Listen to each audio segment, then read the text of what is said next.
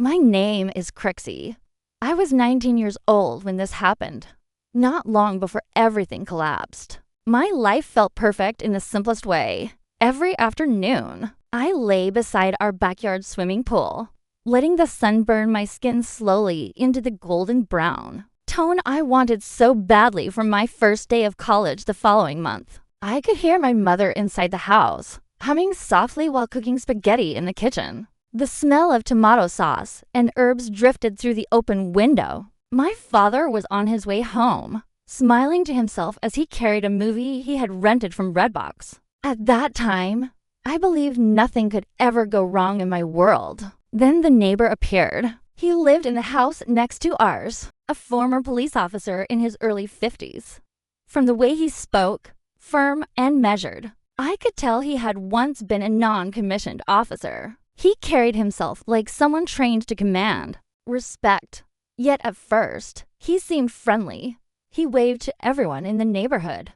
He stopped to chat. He smiled politely. Having a man who once represented the law living next door made everyone feel safe, including my parents. But I was the one he was watching. It started slowly, too slowly for anyone else to notice. Whenever I stepped outside, I felt his eyes on me. When I walked to the mailbox, he suddenly appeared to talk. When I sunbathed, he found excuses to wander near the fence. The strange part was how quickly he disappeared the moment my parents came into view, like a shadow retreating from light. One afternoon, he asked if I used social media. My stomach tightened. I lied and said I did not. His smile froze for just a second too long. Another day, he asked to take a photo of me. Before I could answer, I heard the sound of his phone camera. He had already taken it. Fear settled into my chest like a weight.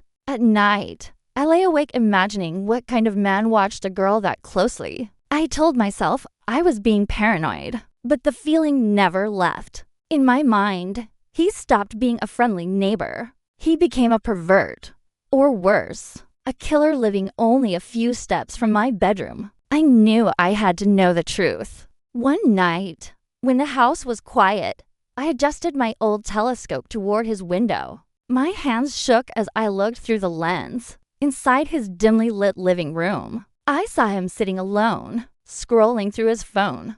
I recognized my own face instantly. Photos of me, screenshots, zoomed in, saved.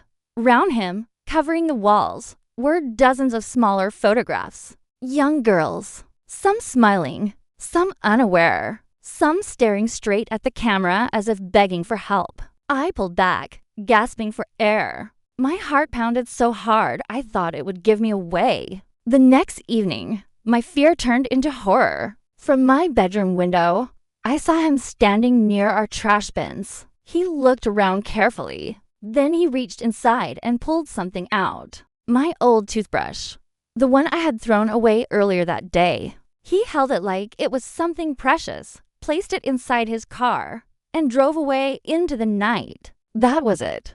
I was certain now. The mask had fallen.